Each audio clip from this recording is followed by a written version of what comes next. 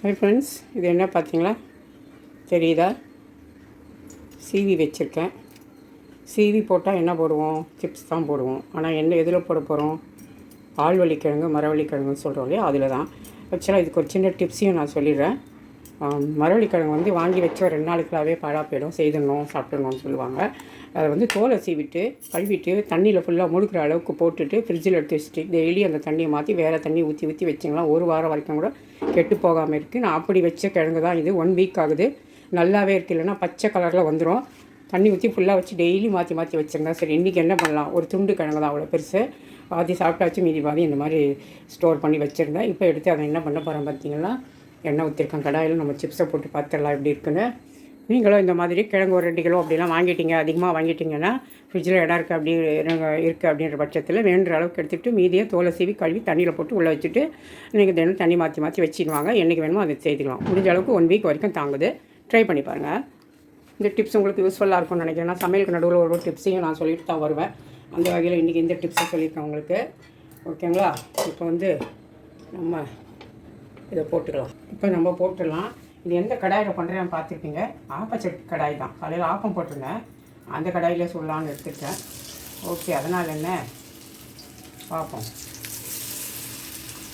இடையில் நான் வந்து எப்பவுமே ஏதாவது ஒரு மெசேஜ் சொல்லிகிட்டே இருக்கேன். இப்போல்லாம் விட்டுட்டேன். இன்றைக்கி ஏதாவது ஒரு மெசேஜ் சொல்லுவோம்னு நினைக்கிறேன். அது என்ன பார்த்தீங்கன்னா, மனக்குழப்பத்துக்கு வந்து தீர்வு வந்து தனிமை தான் சொல்லுவாங்க. ஏன்னா தனிமையில் தான் நம்ம வந்து அந்த மனக்குழப்பம் நமக்கு தீரும். கொஞ்சம் தெளிவாக வந்து முடிவெடுக்க முடியும். அதுக்காக அதே மாதிரி வந்து மனக்காயங்களுக்கு மருந்து பார்த்திங்கன்னா, சிறந்த மருந்துன்னு பார்த்தா அது மௌனத்தை சொல்லலாம். ரொம்ப மனக்காயமாக இருந்தால் கொஞ்சம் மௌனமாகவே இருந்துட்டோம்னா நம்ம அதுலேருந்து வெளியே வர முடியும். அதை குழம்பி நம்ம வந்து அதையே நினச்சிக்கிட்டு பேச வந்து காயம் ஜாஸ்தியாகும். மௌனமாகி இருந்தோம்னா கொஞ்சம் மனசை தெளிவு பிறக்கும். எல்லாத்துக்கும் ஒரு தீர்வும் கிடைக்கும். அப்படிங்கிறது தான் இன்றைய மெசேஜ், இன்றைய கருத்து. ஓகேவா? எடுத்துடுவோமா? அடுத்தது போட்டுடலாம். நல்லா மெல்லிசாக சீவறதுனால நமக்கு சீக்கிரமாக செவந்துடுது.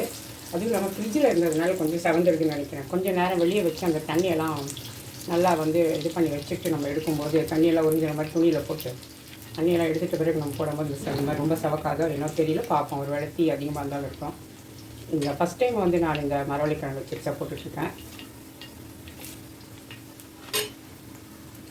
இங்கே பாருங்கள் ஃப்ரெண்ட்ஸ், இது வந்து வெறுமனே ப்ளைனாக அப்படியே எண்ணெயில் போட்டது. நெக்ஸ்ட்டு என்ன பண்ணேன், ஒரு ஸ்பூன் கார்ன்ஃப்ளவர், மிளகாத்தூள், உப்பு போட்டு பெசரி வச்சுட்டு இப்போ அதை தான் எண்ணெயில் போட்டுருக்கேன். இந்த மாதிரி போட்டால் ஒன்று ஒட்டாமல் நல்லாவே வந்து கிறிஸ்பியாக வரும்னு நினைக்கிறேன். இந்த மாதிரி நீங்கள் ட்ரை பண்ணி பாருங்கள். அப்படியே பார்த்தா தெரியும். ஏன்னா அது ஒரு மாதிரியாக சாஃப்டாகவும் இருக்குது, அதே சமயம் சப்புன்னு ஒரு மாதிரியாக இருக்குது. அந்த முருகல் தன்மை இதில் கார்ன்ஃப்ளவர் சேர்த்ததுனால நல்லா முருகலாக இருக்கும்னு நினைக்கிறேன். பார்க்கலாம்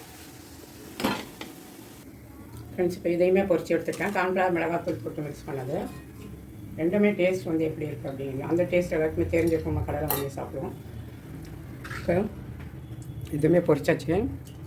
இது வந்து கார்ன்ஃப்ளவர் மிக்ஸ் பண்ணி மிளகாத்தூள் காரம் போட்டு பொரித்தது. இங்கே உள்ளது பார்த்திங்களா, வெறுமனே பொரித்தது. இதில் கொஞ்சம் மிளகாத்தூள், உப்பு சேர்த்துக்கலாம். இங்கே வந்து மிளகாத்தூள், உப்பு மிக்ஸ் பண்ணியே நான் வச்சுருக்கேன் ஒரு பாட்டிலில் போட்டு. ஏன்னா இந்த ஒரு டிப்ஸ் இது உங்களுக்கு தனித்தனியாக எடுத்து போடணும் அவசியம் இல்லை. மிளகாத்தூளையும் உப்பையும் சேர்த்து நான் மிக்ஸ் பண்ணி வச்சுருவேன். ஏதாவது சில சமயம் வந்து முட்டைக்கெல்லாம் கூட போடும்போது தனித்தனியாக போட முடியாதுங்கிறதுக்காக அப்படி ஏதாவது பழம், கொய்யாப்பழம் அதெல்லாம் போட்டு சாப்பிடுவோம் இல்லையா, நான் அதுக்கெல்லாம் வந்து நான் அதை யூஸ் பண்ணிப்பேன். அவ்வளோதான். இது வந்து நம்ம கார்ன்ஃப்ளவர் போட்டது. இப்போ ரெண்டுமே சாப்பிட்டு பார்த்துக்கலாம். ரெண்டுமே பார்த்தா மொறுதான் இருக்குது. பட் கொஞ்சம் பிரித்து விடல. ஏன்னா நான் ஆப்ப கடாயில் சுட்டதுனால அது கொஞ்சம் நம்ம பருத்தி விட முடியல, அகலமாக இருக்கிறதுனால. வேறு ஒன்றுமே இல்லை, எல்லாமே முறுமுறுப்பாக தான் இருக்குங்க பாருங்கள். இதுவுமே ஏற்கனவே நான் சாப்பிட்டு பார்த்துட்டேன், நல்லா இருக்குது. இது வெறுமனே பொரிச்சது. இது வந்து என்ன போட்டு பொரிச்சது கார்ன்ஃப்ளவர். சாப்பிட்டு பார்த்துலாம். இது வந்து உனக்கு வராது, இப்படி உடையும் பிஸ்கெட் மாதிரி தான். சவுண்ட் கேட்குது. அப்புறமா இதுவும் நல்லாயிருக்கு, இதுவுமே நல்லாயிருக்கு. இப்படி ஆழ்வள்ளிக்கிழங்கு வாங்கிட்டு வந்தால் நான் சொன்ன டிப்ஸ் பண்ணுமா ஃப்ரிட்ஜில் வச்சுட்டு என்ன வேணுமோ நீங்கள் செய்ய சாப்பிட்லாம். இது நீங்கள் ட்ரை பண்ணி பாருங்கள்.